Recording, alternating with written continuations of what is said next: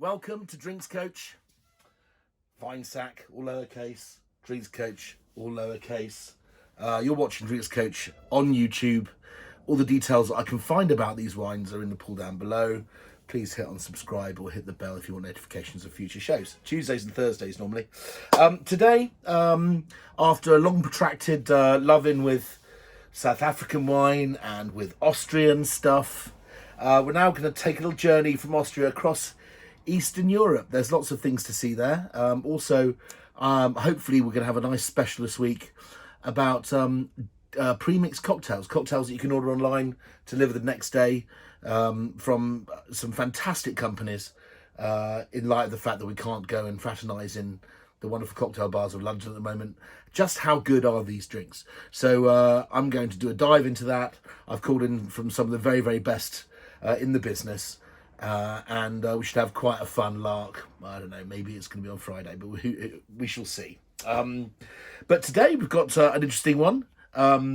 This is all thanks to my friend Souza Taronyi. Souza, who is in charge of Wines of Hungary in the UK. Hungary, you probably know, makes wine. If you're into wine, you'll know that there's a very famous dessert wine called Tokai Asu, named after the region of Tokai in Hungary. For those people from the 70s, they might remember the bull's blood of Acre, which is another wine which went through a very bad phase, but actually is making very good red wine again now. What are we talking about here? Well, we're actually talking about the variety, which I think has made Hungary an endearing sort of pool of resource and interest for those people that love their wine and are prepared to step off the beaten track and take the path less travelled. And that is a grape variety called Furmint. Now, Furmint is absolutely one of my favourite varieties. That probably won't come as a surprise. Everything is my favourite this, my favourite that. But in this particular case, I think it's important that we talk about this wonderful variety with some reverence and respect. Shout out to my friend in Slovenia, Tatiana Puklovets of Puklovets and family, who has let me involve myself in a business over the last 6 to 7 years, on occasion helping to blend some wines and things. And it occurred to me that Slovenia, if it wants something to hang its hat on, it should take this variety more seriously. And Tatiana has quite a lot of vineyards that are growing very, very nice Furmint indeed. Their next door neighbour, Hungary, have been growing it since the very early 1600s, and it's almost as if they appeared on the map of wine the early 17th century, when Furmint appeared. And Furmint does indeed seem to be indigenous to Hungary. It wasn't necessarily brought in from anywhere else. When we talk to ampelographers, who are people that map the history and the genetics of grape varieties, it seems that indeed Furmint could be Hungarian's own. But in Slovenia, on next door neighbouring country, they call it Shipon, which is very good. And there is even some grown in Styria and that sort of southeastern part of Austria, where it's known as Mosler. Don't see very much of it. Maybe it'd be nice to see more. But here we're going to drink Furmint. We're drinking Furmint from the famous region where Furmint comes from, which is the region of Tokai. And in the area of Tokai, there's a kind of like a Bethlehem, a capital of Furmint, called Mad, spelled M-A-D. But there's over the A, so let's call it Mad rather than Mad. Now, I'm not very good at reading Hungarian. I think it's the hardest language in Europe to understand or pronounce or anything. I've had real difficulty trying to research this one today. But seeing as Souza has gone to the trouble of letting me try these wines, she sent me, I think, 6 or 7 different ones. There was one that was horrid. I'm afraid it didn't make the cut, but I won't say which one it is because that doesn't matter. But blimey, 5 out of 6 is pretty good, I have to say, having tasted them all. And these are wines that I all felt deserve to be on this quick flash at Furmint.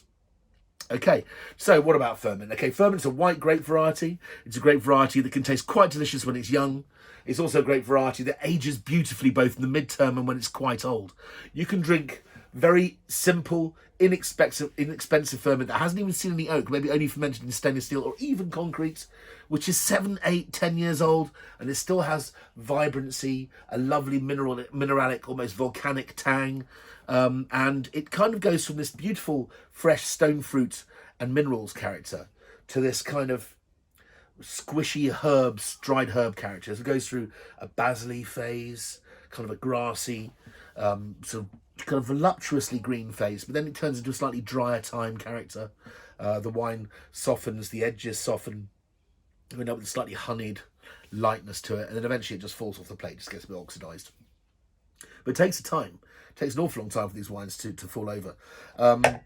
Without further ado, we'll start with one which is, I know you guys can go and find, and as luck would have it, it's on offer. This is from the great Waitrose and Partners. It's called Patricius, Tokai Furmint Selection 2018. Most of these are 18s, and it has to be said that 18 seems that it was a very, very good vintage, because I can't see anything wrong with these wines. These wines have ripeness, richness, good acidity, great texture, don't taste over alcoholic, they don't taste too warm, there's nothing scrawny or green about them either. So it seems like a good time to go out and buy them. And if anything's to go by, 2019 in countries around Europe where 2018 was a success seems to be in most cases even finer. I don't know of any major disasters in 2019, so you should be safe on following vintages too. So Patricius Tokai Furmint Selection 2018. I don't know if I wrote some more details down about this, but yeah, there's lots of different towns and stuff around this area, but what I would say is it's only a tenner. $9.99 for something really high quality, something that we've been drinking for 400 years in Europe. It's been on royal tables, been drunk by royalty, even in this country, and certainly in the Germanic countries as well, for many, many, many centuries. And today, if you buy it, it's $8.99. $8.99, what does that buy you? Buys you a fairly rubbish bottle of Californian Chardonnay, if I'm honest.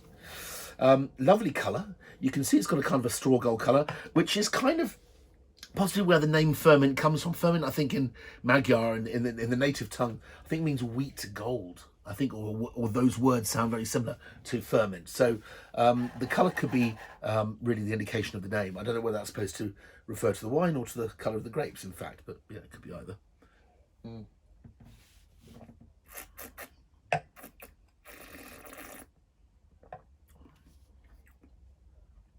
It's just a very pleasant all-round package, this. Knowing full well this is probably the cheapest wine in the lineup, and knowing they get better, I think that's just as much wine as you need. It goes great with chicken because it's got a kind of a punch to it. So meat isn't something that's shy of. There's a lovely lactic acid touch to it, almost if the wine has gone through what we call the malolactic fermentation, which is something white wines do or don't go through. If they don't, they tend to be very fresh and appley. If they do, they have a creamier, slightly more peanutty, cashewy edge. There is that kind of cashewy creaminess to this wine. And I can imagine that then it would go very well with the cheeses of the area. Things like halloumi, feta, that kind of thing. Fantastic. I can imagine with a Greek salad. That is bob on. Okay, so moving on. Onto a producer called Sanzon. I don't know if I'm pronouncing that right. This is Sanzon 2017 Classic.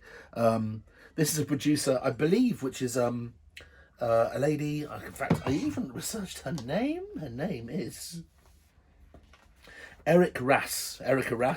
And this is from Erdebenya, which is a small enclave in Tokai.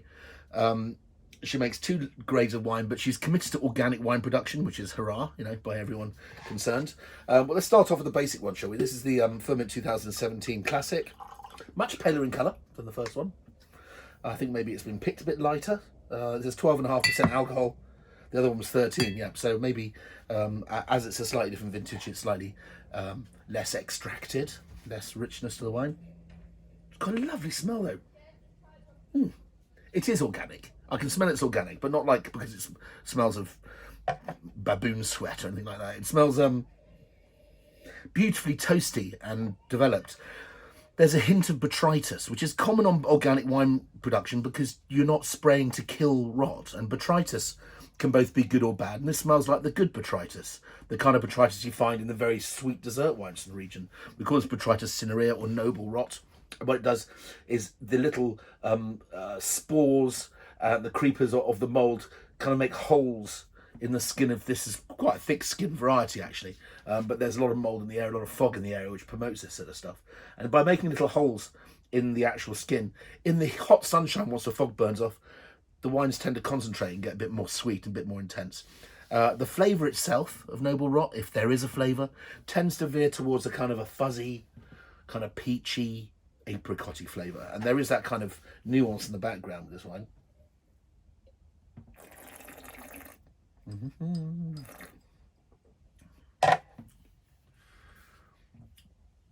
remarkably long, I would say. You can buy this online. I think it's called Novel Wines at the moment for $13.99. If you compare this at around a tenner, this feels like you're getting your extra £4. It's longer, more intense, more mineralic. Quite delicious, actually. And the fact that it's organic as well, hurrah. Well, she actually has a slightly posher one, which they call a Rani. I think it's pronounced Rani. So this is SanzonRány from the same lady.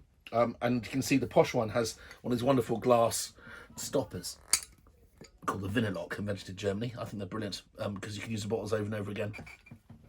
There we go. This is a 2018, her top cuvée, if you like, whatever that is in Hungarian. Much deeper colour. I mean, when I say deeper colour, it's not a change in colour.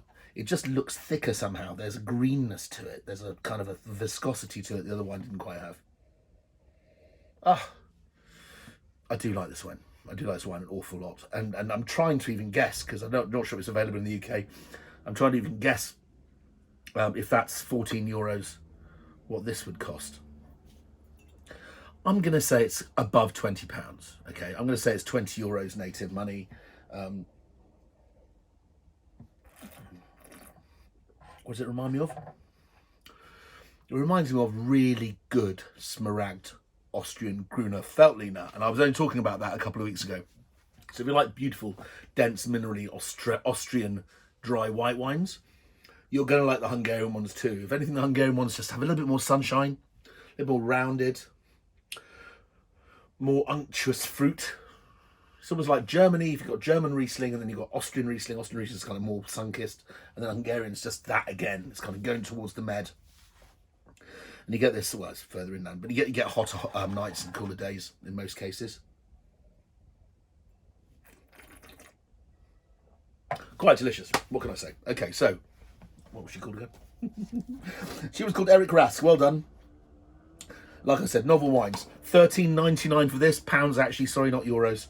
Maybe they're saying this too, but I imagine if you want to treat yourself, I would pay the extra £5 if it's a £5 every time. If it's an extra tenner, maybe once every 2 or 3 times.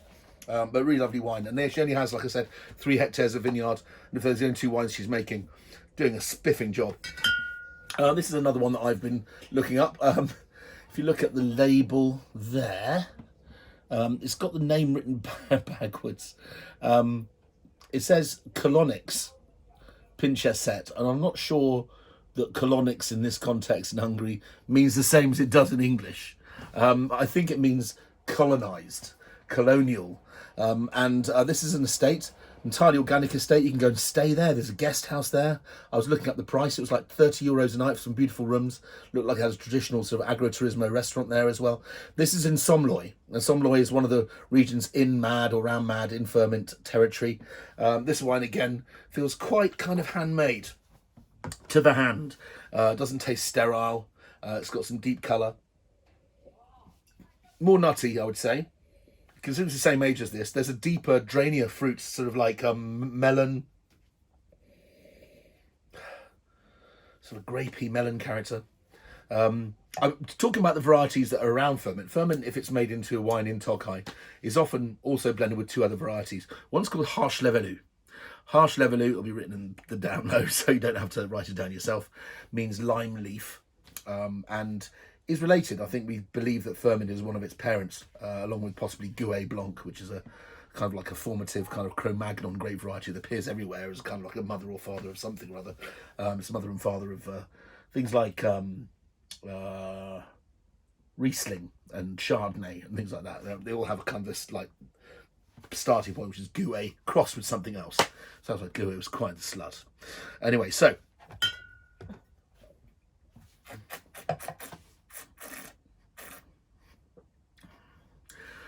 really honest as the day is long. Wouldn't want to keep this, wouldn't want to age it. This one feels like it's good for another 5 or 6 years. This wine's got a dryness to it, a lovely squeeze of almost like green mango juice at the end. Sort of exotic but limey at the same time. Be delicious with all sorts of salads, I would imagine. Very, very nice with fish. Imagine that kind of squeeze of lemon over sardines. You get that kind of kick, like hot and sour soup kind of kick with it, that tang. A lovely wine.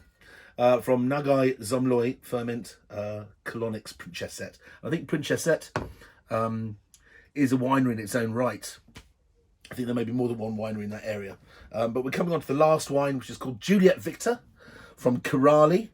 And this is another 13%er, so it's quite ripe. I think it was 2018 again. No, 2017. So this is the other one, which has got a bit of bottle age on it. And I did find some more information about this. Where are we? Yeah, the actual vineyard itself and where this comes from. Juliet Victor is what appears to be a relatively new estate. And Juliet Victor, JV, obviously stands for something. I didn't get to the bottom of that because I can't speak Hungarian or read it. So, but this particular region, this particular vineyard, and they have vineyards in Bestek and a few other of the very famous areas that have been making Furmint since 1600s. So, good 450 years. And Király, this vineyard is 3 acres or 3 hectares. One is 1 hectare of Furmint, one's 1 hectare of harsh levelly, and one is a hectare of Gelber Muscatella, or golden muscat, as we call it. I don't know what that is in Hungarian. But anyway, this is made from vineyards that are quite mature, 25 years old, which is good. That tends to be kind of like when most vines come into balance and are producing both their healthiest, largest crop, but also the best quality wine. The vines are now nice and deep in the soil. In this case, the soil is a clay sand base, a tufa clay base.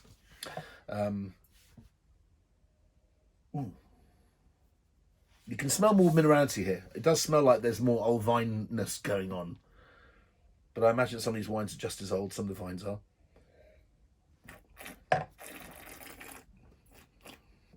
Beautiful, sweet, slightly cooked, sweet, quincy, apricot-y flavours. Just a little bit of funk, a little bit of kind of spice from the yeast. A little bready, a little tangy. There's kind of a sourdough kick there somehow, which is kind of Moorish. It comes round and round in itself. I imagine this wine's been made using organic methods too. And again, from what I can find on Wine Searcher and travelling to foreign websites and so forth, these wines are all sort of, at the very extreme, probably going to be somewhere in the region of the equivalent of 23 to 24 pounds when sold in this country. And this wine's only £8.99. I'm guessing this wine's another 20-pounder. Very interesting. Very food friendly. Which ones would I drink? Well, actually, the ones that really excited me were these two. But Susa, thank you so much for sending these wines in. Good luck with Wines of Hungary. Good luck with Furmint being Hungary's kind of flagship variety, because it has enormous potential. It can be drunk young, it can be drunk old, and anything in between. And, of course, make some of the best dessert wines in the world. So what'll it be on Thursday? Cocktails? Bulgaria? Romania, perhaps? Wait and see.